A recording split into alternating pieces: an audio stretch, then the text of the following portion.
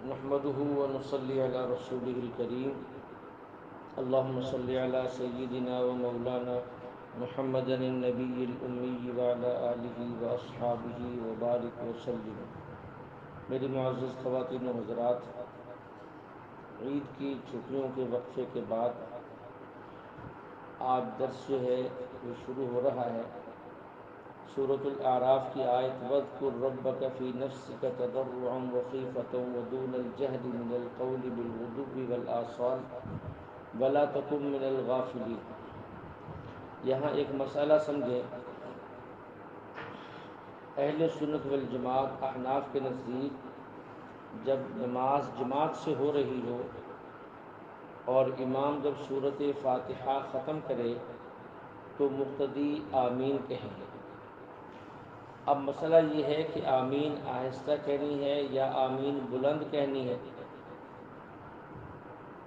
تو آمین کا سب سے پہلے یہ معلوم کرنا ہے کہ آمین کیا چیز ہے، اس کے بعد اس کا فیصلہ ہوگا کہ یہ اونچی کہی جائے یا آہستہ کہی جائے۔ ہمارے ہاں آمین جو ہے وہ مقتدی آہستہ کہتے ہیں اور آہستہ ہی کہنی چاہیے اور آہستہ کہنا ہی سنت ہے۔ آمین کی دو حیثیتیں ہیں، یا تو یہ آمین دعا ہے اور یا یہ آمین اللہ کے ناموں میں سے ایک نام ہے۔ یہ دعا ہے۔ قرآن پاک کے اندر حضرت موسیٰ حضرت ہارون علیہ السلام کے متعلق اللہ فرماتے ہیں قد اجیبت دعوتکما، کہ میں نے تم دونوں کی دعا قبول کر لی۔ حالانکہ تفسیر در منصور میں حضرت ابو ہریرہ، حضرت عبداللہ بن عباس، حضرت اکرمہ، حضرت ابو صالح، حضرت ابو العالیہ، حضرت ربیع، حضرت زید بن اسلم، ان حضرات سے یہ بات منقول ہے کہ دعا صرف حضرت موسیٰ علیہ السلام نے کی تھی۔ حضرت ہارون علیہ السلام تو حضرت موسیٰ کی دعا پر آمین کہتے تھے، لیکن اللہ فرمانے کہ میں نے تم دونوں کی دعا قبول کر لی۔ اس آیت سے یہ بات بالکل واضح ہو گئی کہ آمین دعا ہے۔ اسی طرح الجامع الصحیح امام بخاری میں حضرت عطا کا قول نقل کیا ہے امام بخاری رحمۃ اللہ علیہ نے، قال عطا آمین دعاء۔ حضرت عطا فرماتے ہیں جو جلیل القدر تابعی ہیں کہ آمین دعا ہے۔ اسی طرح صحیح ابن خزیمہ میں ایک روایت ہے، حضور صلی اللہ علیہ وسلم نے فرمایا ان اللہ اعطانی التامین،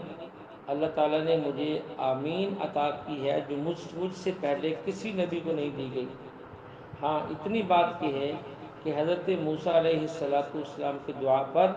حضرت ہارون آمین کہتے تھے۔ اسی طرح تفسیر جلالین، تفسیر معالم التنزیل، تفسیر مدارک التنزیل، تفسیر مظہری، اسی طرح دیگر تفاسیر میں بھی آمین کو دعا ہی کہا گیا ہے۔ اب اس سے یہ بات معلوم ہو گئی کہ آمین دعا ہے یا آمین اللہ کے ناموں میں سے نام ہے، جیسا کہ مصنف عبد الرزاق کی ایک روایت حضرت ابو ہریرہ رضی اللہ عنہ سے مروی ہے کہ آمین اسم من اسماء اللہ عز وجل، آمین اللہ کے ناموں میں سے ایک نام ہے۔ جب یہ بات واضح ہو گئی تو اب یہ سمجھیں اگر یہ دعا ہے تو بھی ایسا ہے اور اگر یہ اللہ کا نام ہے تو بھی ایسا ہے۔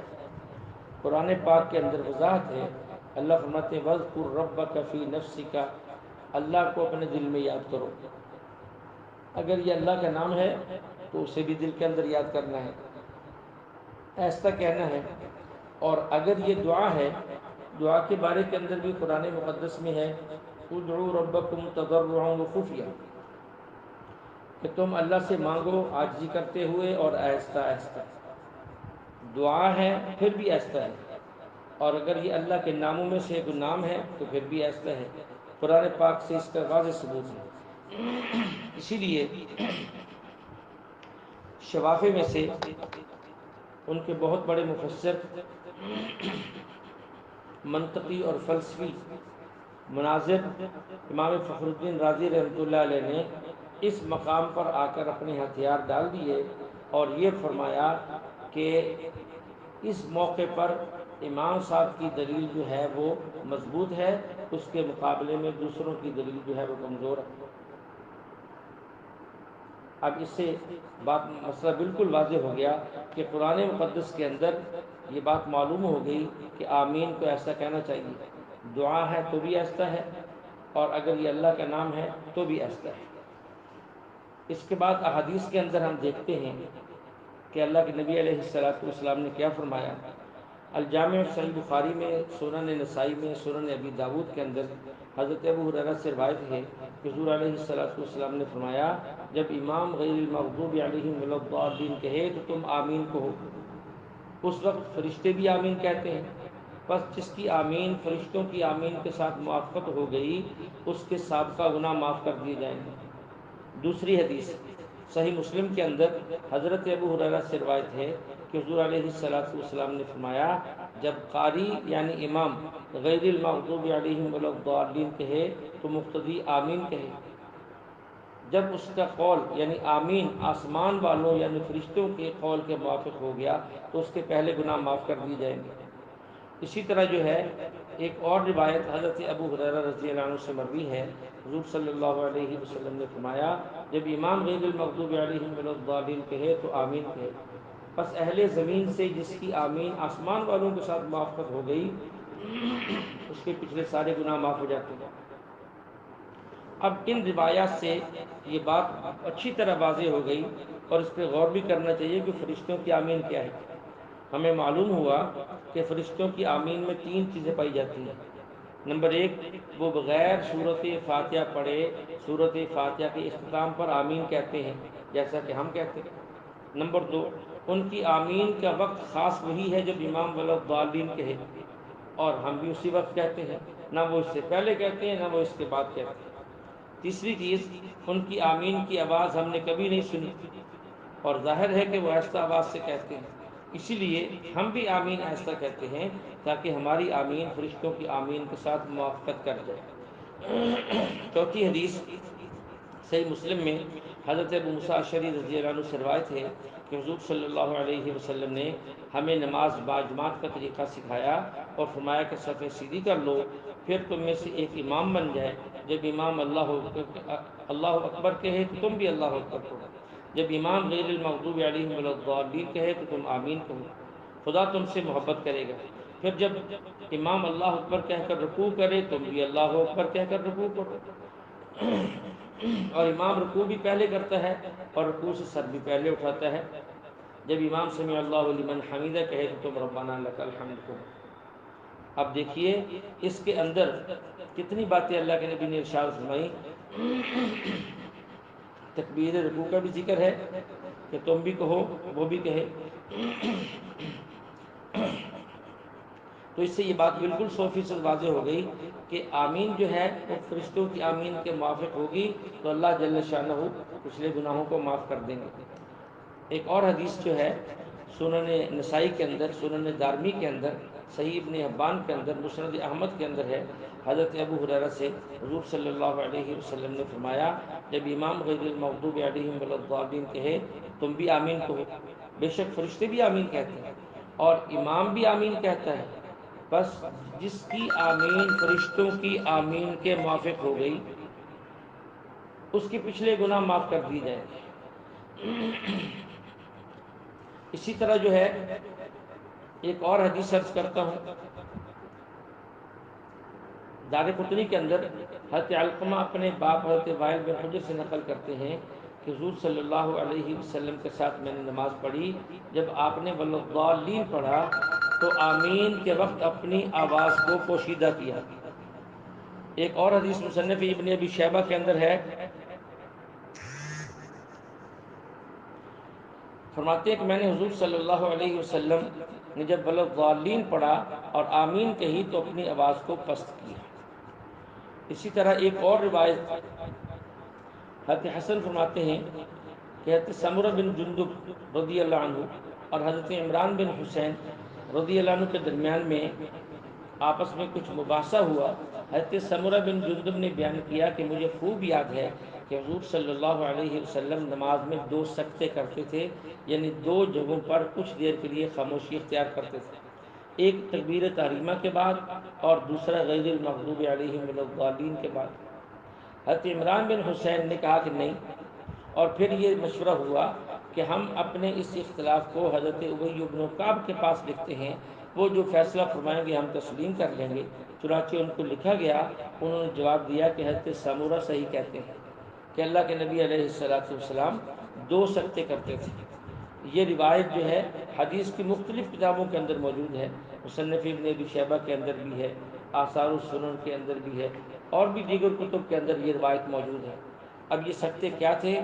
پہلی تکبیر کے بعد جو سکتہ تھا اس میں ثنا پڑھی جاتی تھی، اور دوسری تکبیر کے اور سورۃ فاتحہ کے اختتام کے بعد جو سکتہ تھا اس کے اندر جو ہے وہ آمین کہی جاتی تھی، اس کے لیے وہ سکتہ ہوتا تھا۔ ان احادیث کے بعد اب ہم تھوڑی سی اس طرف توجہ کرتے ہیں جس کی طرف اللہ کے نبی علیہ السلام نے ہمیں متوجہ کیا کہ جب کسی معاملے میں اختلاف ہو جائے تو اس سے بچنے کا ایک ذریعہ ہے، وہ یہ ہے علیکم بسنتی و سنت الخلفاء الراشدین، تو میرے طریقے کو اور میرے خلفاء راشدین کے طریقے کو لازم پکڑو۔ احادیث کے بعد ہم دیکھتے ہیں کہ صحابہ کا عمل کیا تھا، خلفاء راشدین کا عمل کیا تھا۔ مجموع الزوائد کے اندر روایت ہے، اسی طرح طبرانی کبیر کے اندر بھی روایت ہے، ابو وائل سے روایت ہے، وہ فرماتے ہیں خلیفہ راشد چوتھے خلیفہ حضرت علی رضی اللہ عنہ، اور اس طرح حضرت عبداللہ بن مسعود رضی اللہ عنہ نماز میں نہ بسم اللہ بلند پڑھتے تھے اور نہ اعوذ باللہ بلند پڑھتے تھے اور نہ ہی آمین بلند آواز سے کہتے تھے۔ ایک دوسری روایت جو ابن جریر طبری کے حوالے سے نقل کی گئی ہے اور الجواہر النقی کے اندر بھی موجود ہے، حضرت ابو وائل سے روایت ہے، وہ فرماتے ہیں کہ حضرت عمر اور حضرت علی رضی اللہ عنہما نہ بسم اللہ بلند آواز سے پڑھتے تھے اور نہ ہی آمین بلند آواز سے کہتے تھے۔ اسی طرح ایک اور روایت ابو معمر سے ہے کہ حضرت عمر بن خطاب رضی اللہ عنہ نے فرمایا کہ امام 4 چیزیں ایسا آواز سے کہے،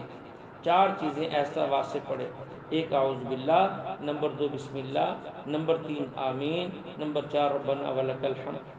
اب دیکھیے خلفاء راشدین میں سے ایک شخص کا بھی بلند آواز سے آمین کہنا ثابت نہیں ہے، اور نہ ہی ان 4 خلفاء کے مقتدیوں کا کبھی آمین بلند آواز سے کہنا ثابت ہے، بلکہ خلافت راشدہ میں کسی ایک شخص کا آمین بالجہر کہنا ثابت نہیں۔ اب اتنے بڑے قرآن سے دلیل، احادیث سے دلیل، خلفاء راشدین کے عمل سے دلیل، اس کے بعد بھی اگر کوئی نہ مانے تو ہمارے ذمہ منوانا نہیں ہے، ہمارے ذمہ صرف اس شخص کو مسئلہ بتانا ہے۔ اسی طرح ایک اور روایت مصنف عبدالرزاق کے حوالے سے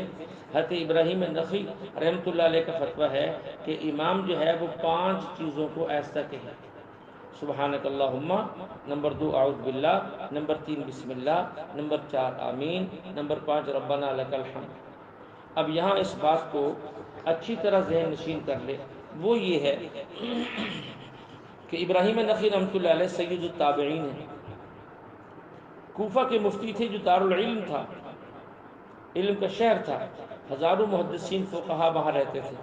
اور حضرت ابراہیم نخعی رحمۃ اللہ علیہ صحابہ کے زمانے میں پیدا ہوئے اور صحابہ کے زمانے میں ہی انتقال ہوا، اور آپ کی جلالت علم کا اندازہ آپ اس بات سے لگا سکتے ہیں کہ صحابہ کی موجودگی میں فتویٰ دیا کرتے تھے۔ صحابہ کے زمانے میں ابراہیم نخعی رحمۃ اللہ علیہ نے آمین کے ایسا کہنے کا فتویٰ دیا، کسی ایک صحابی نے اس پر انکار نہیں فرمایا کہ یہ فتویٰ خلاف سنت ہے، حالانکہ ہم سب جانتے ہیں کہ صحابہ کرام رضوان اللہ علیہم اجمعین سنت کے کس قدر شدائی تھے کہ سنت پر اپنی جان، عزت، سب کچھ لٹا دیتے تھے، لیکن آہستہ آہستہ آمین کے فتویٰ کے خلاف نہ کسی صحابی کی آواز اٹھی، نہ کسی تابعی کی آواز اٹھی، نہ کسی تبع تابعی کی آواز اٹھی، اور نہ کسی نے اس کے خلاف کوئی تقریر کی، نہ کوئی رسالہ لکھا گیا، نہ کسی مسجد میں لڑائی جھگڑا کھڑا کر کے مناظروں کے چیلنج کیے گئے، اور نہ ہی بلند آواز سے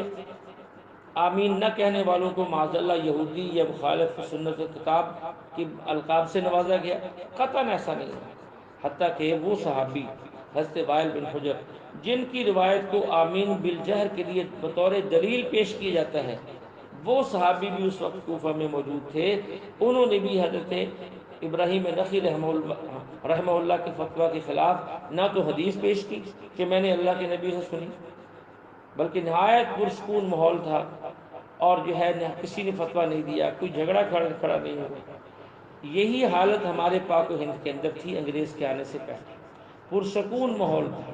نہ کوئی رسالہ امین بالجہ پر لکھا گیا تھا، نہ ان 12 صدیوں میں کوئی ایسی کوئی تقریر ہوئی کہ جس میں بلند آواز سے آمین نہ کہنے والوں کو یہودی کہا گیا ہو، منکرین حدیث کہا گیا ہو، منکرین رسالت کہا گیا ہو، نہ کسی مسئلے میں جھگڑا ہوا۔ جو ہی انگریز کے منحوس قدم اس زمین پر پڑے تو ان کے اشاروں سے ہر شعبے کے اندر ایسے لوگ کھڑے ہو گئے کہ جو مقصود یہ تھا کہ ان کو آپس میں لڑاؤ، ہم اپنی حکومت کرتے رہیں، یہ لوگ لڑتے رہیں۔ تو یار یہ سارے فسادات ہمارے بر صغیر کے اندر اس زمانے میں شروع ہوئے ہیں، اس سے پہلے قطعاً شروع نہیں ہوئے تھے۔ اس لیے میں نے گزارش کی ہے، میں نے اس مسئلے کی وضاحت اس لیے کر دی کہ روز روز ایسے مسئلوں کی وضاحت نہیں ہوتی۔ اور ساتھ میں ایک بات اور بھی عرض کر دوں، وہ یہ ہے، پورے آج کے درس کا خلاصہ یہ ہے کہ آمین یا دعا ہے تو پھر بھی ایسا ہے ادعوا ربکم تضرعا وخفیا، آمین اللہ کے ناموں میں سے ایک نام ہے، تو پھر بھی ایسا ہے واذکر ربک فی نفسک تضرعا وخیفۃ ودون الجہر من القول بالغدو والآصال ولا تکن من الغافلین۔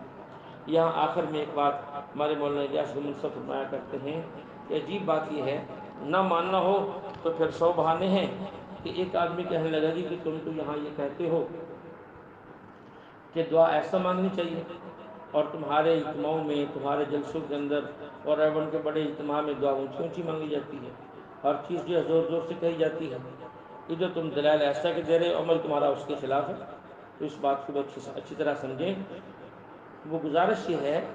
کہ دعا کے 2 درجے ہیں، دعا کی 2 قسمیں ہیں۔ ایک دعا وہ ہے جو بندہ اپنی ذات کے لیے مانگتا ہے، اور ایک دعا وہ ہے جو دوسروں کے لیے مانگی جاتی ہے۔ جب دعا اپنے لیے مانگی جائے گی تو یہ بندے کا اور خدا کا معاملہ ہے، تو یہاں دعا ایسا کرنی چاہیے جس پر ہم نے ساری بات کی۔ اور جو شخص حوالہ دیتا ہے ریونڈ کا یا ہمارے بڑے بڑے اجتماعات کا اور جلسوں کا کہ وہ دعا اونچی مانگتے ہیں، تو وہاں دعا دوسروں کے لیے بھی مانگی جاتی ہے، تاکہ انہیں بھی پتہ چلے کہ دعا مانگنے والا ہمارے لیے بھی دعا مانگ رہا ہے۔ دیکھیے، ایک آدمی آ کر کہتا ہے امام صاحب میرے بھائی فوت ہو گئے، اس کے لیے دعا کرنا۔ ایک آدمی کہتا ہے جی میرے والد صاحب بیمار ہے، اس کے لیے دعا کرنا۔ اب امام صاحب اگر خاموشی سے دعا مانگ دیں تو وہ لوگ سمجھیں گے شاید انہوں نے دعا مانگی نہیں۔ اس لیے اب دعا یہاں دوسرے کو یہ بتانا بھی مقصود ہے کہ میں نے آپ کے لیے دعا مانگی ہے۔ اس وقت دعا بلند مانگی جاتی ہے، یا اللہ ہمارے بھائی شفیع صاحب کے والد کی مغفرت فرما، یا اللہ ہمارے بھائی عبدالوحید صاحب کے جو ہے وہ جو بیمار ہیں ان کو شفا عطا فرما، یا اللہ ہمارے جو فلاں دوست ہیں نذیر صاحب ان پر جو قرض ہے یا اللہ ان کو جو ہے اس سے اس ذمہ داری سے سبکدوش فرما۔ تو دعا کے 2 درجے ہیں، کبھی اپنی ذات کے لیے ہوتی ہے، یہ معاملہ بندے اور اللہ کا ہے، وہاں ایسا مانگنی چاہیے، اور کبھی دعا دوسروں کے لیے مانگی جاتی ہے اور دوسروں کے کہنے پر بھی مانگی جاتی ہے۔ اس وقت دعا ان بلند آواز سے مانگی جاتی ہے تاکہ انہیں اطمینان ہو جائے کہ جو ہم نے دعا کی درخواست کی تھی امام صاحب سے، مولانا صاحب سے، خطیب صاحب سے، انہوں نے ہمارے لیے دعا مانگ دی، اس لیے یہ اعتراض نہیں بنتا۔ اللہ جل شانہ ہمیں کلام مقدس کو سمجھ کر عمل کرنے کی توفیق عطا فرمائے۔ وآخر دعوانا ان الحمد للہ رب العالمین۔